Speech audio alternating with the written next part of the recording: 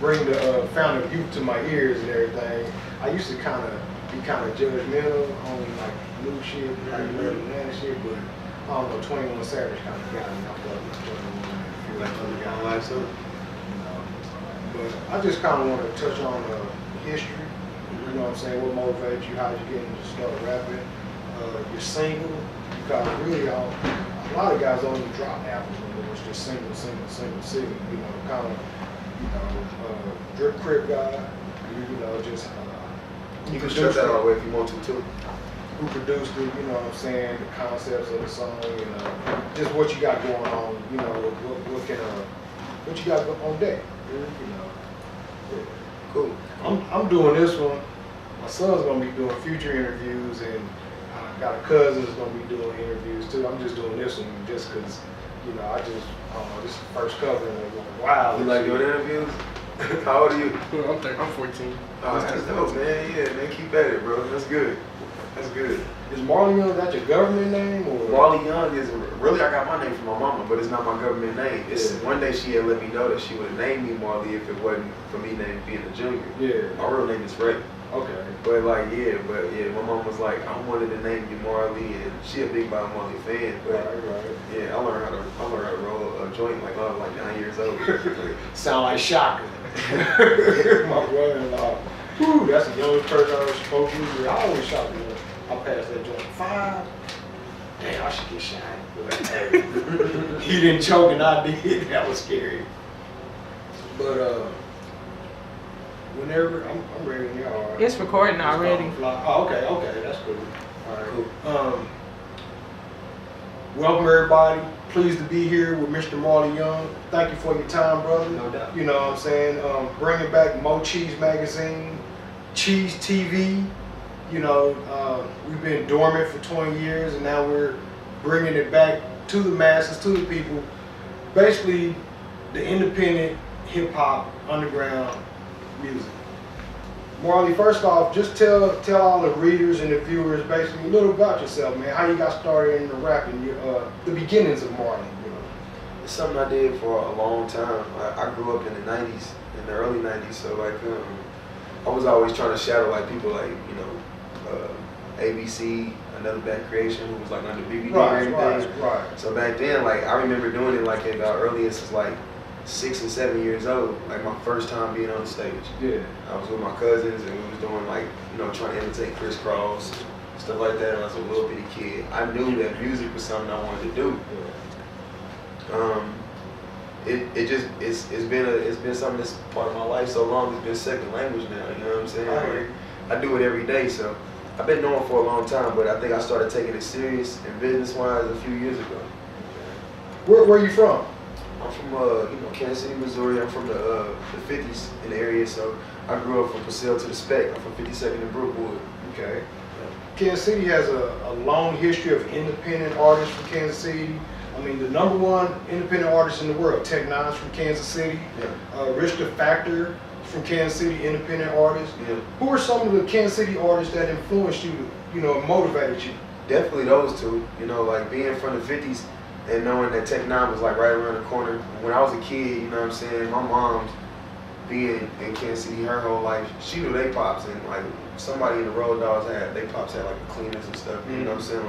I used to try to rap around the city for everybody. I don't know if they remember, but as a kid, my mom, she was hip like that. So she'd take me to places and I'd be rapping for people and stuff like that. I remember meeting Sebo as a kid at Gates and rapping in front of him because my mama heard he was up there. It's a different story, but Tech was definitely an influence in him being different and always stepping outside the box, creativity. You know what I'm saying? That was always something I looked up to. And Rich, of course, that was a heavy influence because I grew up in the inner city. I was in the middle of the hood, so going to school.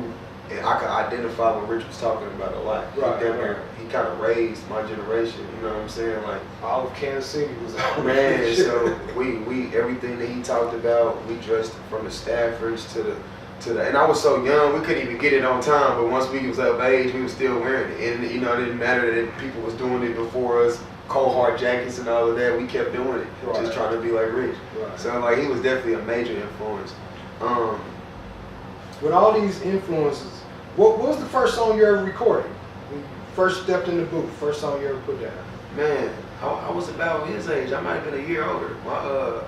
I was in Game Related Studios. Rodney Money Green. Rodney Money Green, that's my cousin. Okay. So when Velvet Cardi was doing like Shake It Up and everything like that, I was real young. They wouldn't let me in the studio yet, but I was going around posting up posters for them, and even Greedy at the time, Thumbs Up Entertainment through marriage. My other uncle was a part of Thumbs Up Entertainment, so I was always doing like that as a kid, like, you know, helping hold the camera or doing something with my uncle, whatever I wanted to do.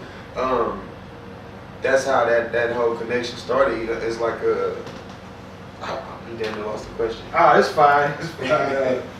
You know, I mean, man, your history and your roots sound pretty deep here. I mean, with Rodney Green, Greedy just putting in the work like that. The theme of this issue and this interview is carrying the torch. That's what it was, though. The first song. Yeah. My bad. Yeah, it's cool. The first song I ever recorded. I don't know if I remember the title, but I think it was called Young Player. Okay. And I was about 14 years old, and they finally let me in the studio. And that was when ADAT machine. He still had an ADAT machine inside the studio. VCR tape down here. And my mom bought me a 90-minute ADAT tape, and I went in there and recorded that record. And that's when I really fell in love with my voice. Yeah. Like, man, I really like this. I kept hearing myself, and I played it over and over and over and over and over. And then I just started, like, really just fixing my craft. Well, let's fast forward to the single you got now, Drip Crip God. Yeah. It's a big record, man. Yeah. I love it myself. You know, I wouldn't be sitting here, you know, if I didn't love that record, man. Yeah. Much props and respect on that. Thank you. How did that song come about? Who produced it first off? Tone Jones. Tone Jones is a producer that we met over the net, and he had a lot of music that we liked. That beat in particular, it came about because my homie told me, you can't do none of that. You know what I'm saying? It's hard, but you can't mess with it, because he wanted to just skip over it. I'm like, what? You mean? He kind of tested me at that point, so I'm like, I like it. Yeah. I didn't even really like it at the time. I just said that because he said that. I'm like, I like it. This is gonna be a hit. This is a hit song. The rest of the gang too, they looking around like, man, I don't know. It sounds like a church beat and everything. Yeah. And I'm like, it ooh. is very unique. Man, I went in the booth immediately and just laid down the harmony. So I laid it down right then and there. Yeah. And then they were still, you know, sketchy about it. Some of my homies kind of believed, but when we got done with it, we did that whole song that day. Wow. And when we got done with it, they was like, damn, this a fucking hit, bro. I can't believe you made this. And like, yeah. So.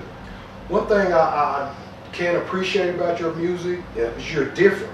Yeah. You know, Kansas City music is heavily influenced from the Bay Area of California. Absolutely. A lot of slow, heavy drum beats and everything.